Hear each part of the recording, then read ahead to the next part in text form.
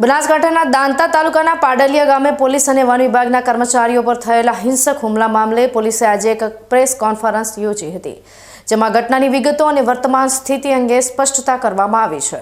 પોલીસના જણાવ્યા મુજબ જે જમીન પર પ્લાન્ટેશનની કામગીરી ચાલી રહી હતી તે તમામ 9 સર્વે નંબરો ફોરેસ્ટ લેન્ડ તરીકે નોંધાયેલા છે। વન વિભાગની ટીમ પૂર્વ આયોજન સાથે રોપાનું વાવેતર કરવા પહોંચી હતી, ત્યારે લગભગ 500 લોકોના ટોળાએ હુમલો કરીને સ્થિતિને ગંભીર બનાવી હતી। પોલીસે પ્રેસ કોન્ફરન્સમાં જણાવ્યું હતું કે 500 લોકોના ટોળાએ હુમલો કરીને ઝાડ પાડી લીધા હતા અને વન વિભાગના કર્મચારીઓને ઘેરી લીધા હતા। આ હિંસક હુમલામાં કુલ 47 જેટલા સરકારી કર્મચારીઓ ઘાયલ થયા હતા। જોકે રાહતની વાત એ છે કે જે 3 કર્મચારીઓની સ્થિતિ પહેલા સિરિયસ હતી તેઓને હાલ સારવાર બાદ સ્ટેબલ જાહેર કરવામાં આવ્યા છે। હુમલા દરમિયાન ફોરેસ્ટના 2 વાહનોને પણ નુકસાન પહોંચાડવામાં આવ્યું હતું। પરિસ્થિતિ કાબૂમાં લેવા માટે જિલ્લાભરની પોલીસ બોલાવી લેવાઈ હતી અને હાલ સ્થિતિ નિયંત્રણમાં છે। પોલીસે આજે બનાવવાળી જગ્યાએ FSL સાથે પહોંચીને નુકસાનનું પંચનામું કરવાની અને વધુ તપાસ હાથ ધરવાની કાર્યવાહી શરૂ કરી છે। પોલીસની તપાસમાં આ હુમલા પાછળના વધુ વિગતો અને કાવતરાખોરો બહાર આવશે અને કાયદાનું ઉલ્લંઘન કરનારાઓ સામે કડક કાર્યવાહી કરવામાં આવશે। તારીખ 13/12/2025 ના રોજ પાડલિયા ગામ ખાતે સર્વે નંબર 9 જે ફોરેસ્ટ ડિપાર્ટમેન્ટની લેન્ડ છે, તો ત્યાં રોપાના વાવેતર અર્થે કામગીરી ચાલુ હતી અને જે કામગીરી પોલીસના બંદોબસ્ત હેઠળ શરૂ હોય તો ત્યાં રેવન્યુના કર્મચારીઓ પણ હાજર હતા। તો સવારે 8 વાગ્યાથી આ કામગીરી પોલીસ અને રેવન્યુના સંકલનમાં ફોરેસ્ટ દ્વારા ચાલુ હતી। બપોરે 3 વાગ્યાના અરસામાં 500 જેટલા લોકોનું ટોળું આવી અને ત્યાં તીર, કામઠા જેવા પ્રાણઘાતક હથિયારો વડે જીવલેણ હુમલો કરવામાં આવે છે અને એ હુમલા સાથે તેઓએ ઝાડ વગેરે ત્યાં પાડી અને પોલીસ, ફોરેસ્ટ અને રેવન્યુના કર્મચારીઓને ઘેરી અને ગંભીર ઇજાઓ કરેલી હતી, જેમાં 47 જેટલા પોલીસ કર્મચારીઓ ઘાયલ થયેલા હતા।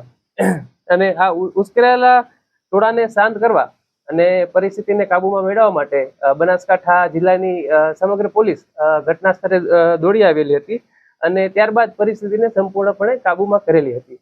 એ બાદ ગઈકાલે રાત્રે 9:30 વાગે અંબાજી પોલીસ સ્ટેશન ખાતે 0625/2025 FIR નોંધી અને BNSની સેક્શન 109, 311, 132, 61(2) તેમજ GP એક્ટ 135 અને damage two public property act section 3 અને 7 મુજબ ગુનો દાખલ કરવામાં આવેલો હતો અને આગળની તપાસ ચાલુ છે।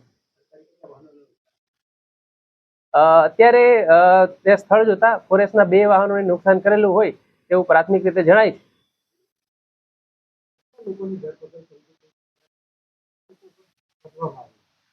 500 જેટલું જે ટોળું હતું તેના વિરુદ્ધ ફરિયાદ નોંધાયેલી છે।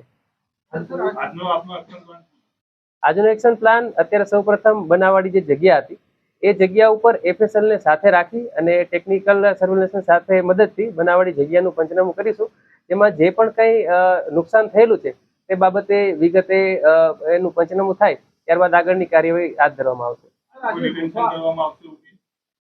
જે આરોપી છે તેઓને ચોક્કસથી તપાસ દરમિયાન અટક કરવામાં આવશે।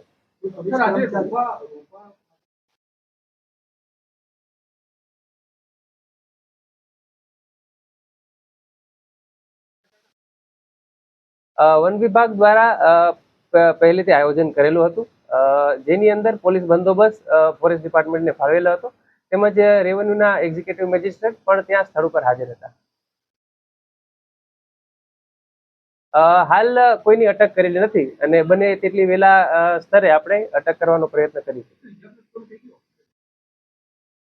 અંબાજી સિવિલ હોસ્પિટલ તેમજ માવજત હોસ્પિટલ જે લોકોને રેફર કરવામાં આવેલા છે તેઓને માવજત હોસ્પિટલ પાલનપુર ખાતે ખસેડેલા છે।